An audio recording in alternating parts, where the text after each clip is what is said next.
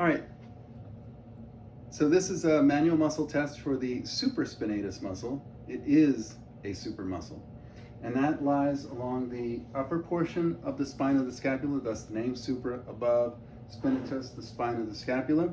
All right, so this allows us to go into shoulder abduction. So this is what allows us to open our arm up like that. And so the way you do this is you bring the arm out to about 25 to 30 degrees, right? So here's 90, here's 45, 25 to 30 is just a little bit less than that. And your hand's gonna be roughly over the outside of the wrist, maybe around triple heater 4, triple heater 5. And the line of drive is going to be towards the hip. Again, it's gonna be a little bit off the table, okay? So maybe you keep your arm straight if you can, if that's comfortable. And the way you support this movement for the patient is you put your opposite hand on the opposite ASIS, right? And that will stabilize the hip and stabilize the body and help isolate that muscle. Again, no manual muscle test is going to perfectly isolate just one muscle. That's really quite impossible.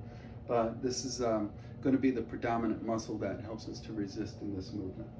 Okay, so about 25 to 30 degrees of abduction. And then we're going to be bringing the inside of the wrist to this hip. All right, and resist, and resist, and resist. Okay, and then relax.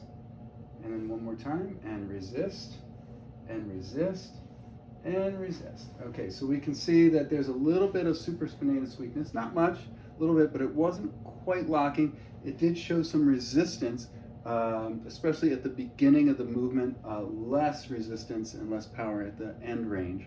Any pain or discomfort?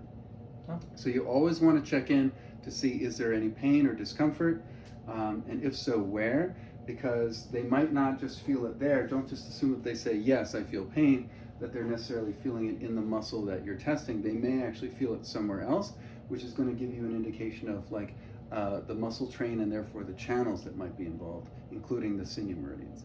So that is the manual muscle test for the supraspinatus muscle.